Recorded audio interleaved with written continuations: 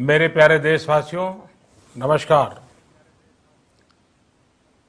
Corona के खिलाफ लड़ाई में जनता कर्फ्यू से लेकर आज तक हम सभी भारतवासियों ने बहुत लंबा सफर तय किया है। समय के साथ आर्थिक गतिविधियों में भी धीरे धीरे तेजी नजर आ रही है।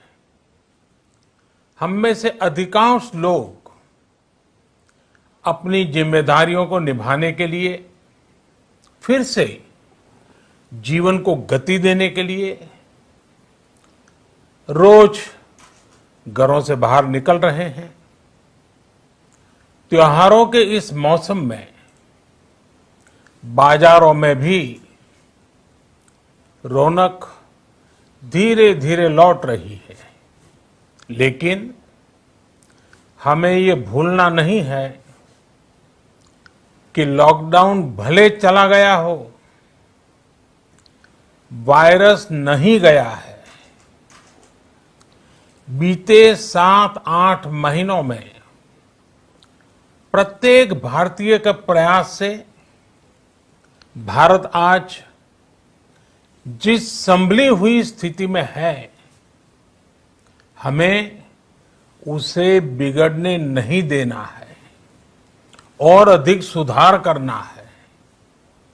आज देश में रिकवरी रेट अच्छी है, फैटेलिटी रेट कम है।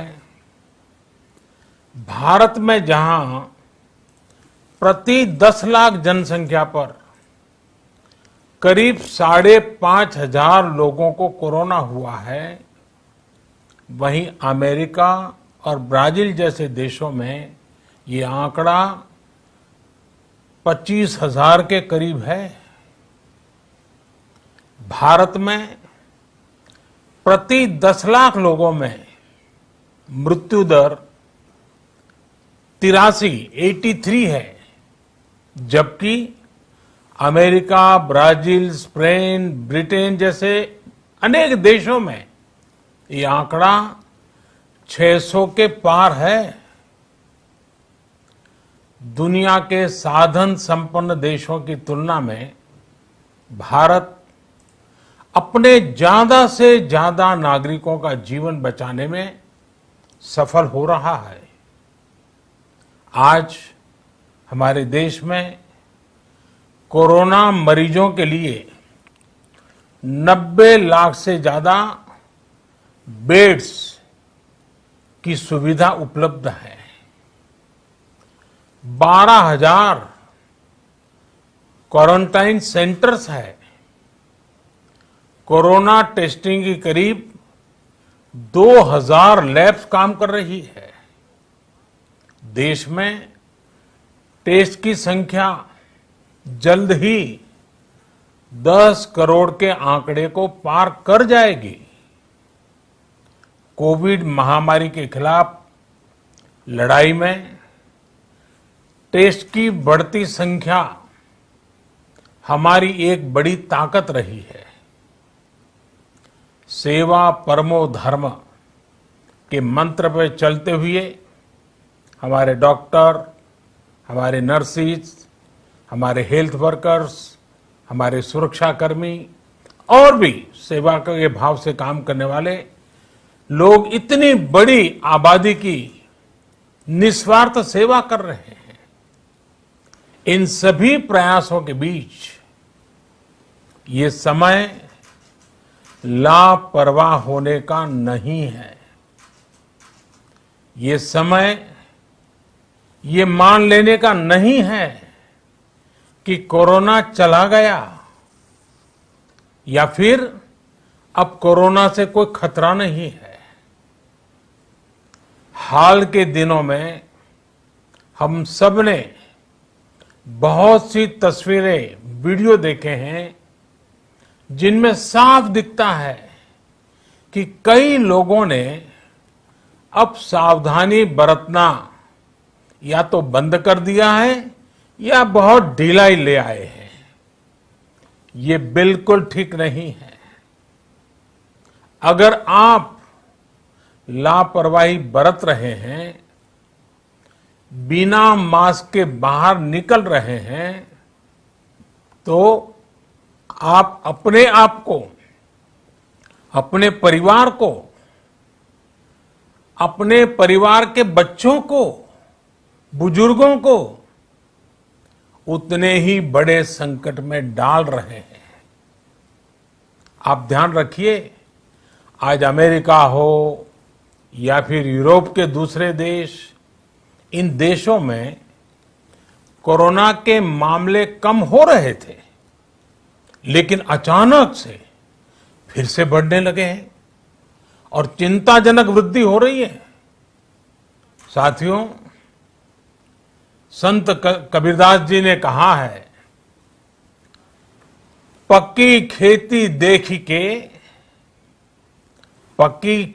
देख के गर्व किया किसान, अजहू जोला बहुत है, घर आवे तब जान।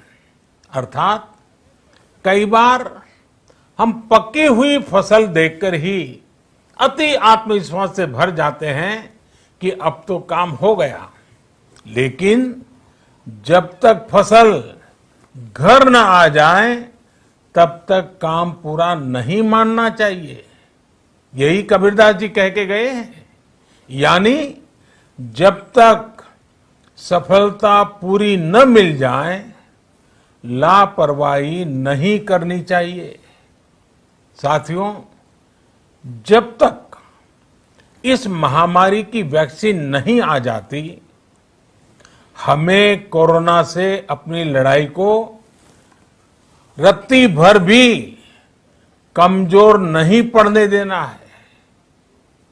बरसों बाद हम ऐसा होता देख रहे हैं कि मानवता को बचाने के लिए युद्ध स्तर पर पूरी दुनिया में काम हो रहा है।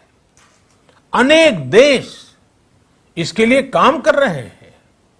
हमारे देश के वैज्ञानिक भी वैक्सीन के लिए जी जान से जुटे हैं। भारत में अभी कोरोना की कई वैक्सीन पर काम चल रहा है। इनमें कुछ एडवांस स्टेज पर है, आशास्पद स्थिति दिखती है। साथियों, कोरोना की वैक्सीन जब भी आएगी, वो जल्द से जल्द प्रत्येक भारतीय तक कैसे पहुंचे, इसके लिए भी सरकार की तैयारी जारी है। एक एक नागरिक तक वैक्सीन पहुंचे, इसके लिए तेजी से काम हो रहा है। साथियों, रामचरितमानस में बहुत ही शिक्षाप्रद बातें हैं, सीखने जैसी बातें हैं, लेकिन साथ साथ अनेक प्रकार की चेतावनियां भी हैं। जैसे रामचरितमानस में बहुत बड़ी बात कही गई है, रिपु रुज पावक पाप। रिपु रुज पावक पाप, प्रभु अहि गनीय न छोट करी। अर्थात आग, शत्रु, पाप यानी कि गलती और बीमारी, इन्हें कभी छोटा नहीं समझना चाहिए। जब तक इनका पूरा इलाज न हो जाए, इन्हें हल्के में नहीं लेना चाहिए। इसलिए याद रखिए, जब तक दवाई नहीं, तब तक ढिलाई नहीं। त्योहारों का समय हमारे जीवन में खुशियों का समय है, उल्लास का समय है। एक कठिन समय से निकलकर हम आगे बढ़ रहे हैं। थोड़ी सी लापरवाही हमारी गति को रोक सकती है, हमारी खुशियों को धूमिल कर सकती है। जीवन की जिम्मेदारियों को निभाना और सतर्कता, ये दोनों साथ साथ चलेंगे, तभी जीवन में खुशियां बनी रहेगी। 2 गज की दूरी, समय समय पर साबुन से हाथ धुलना और मास्क लगाना, इसका ध्यान रखिए।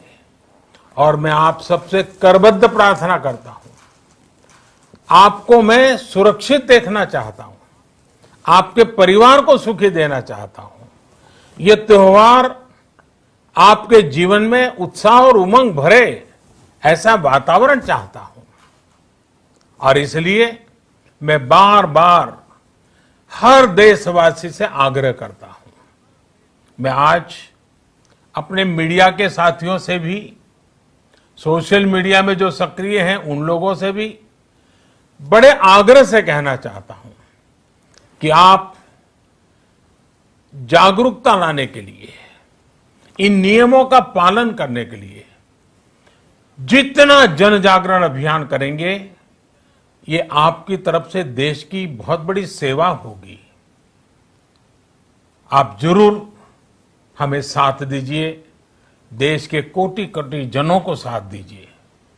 मेरे प्यारे देशवासियों, स्वस्थ रहिए,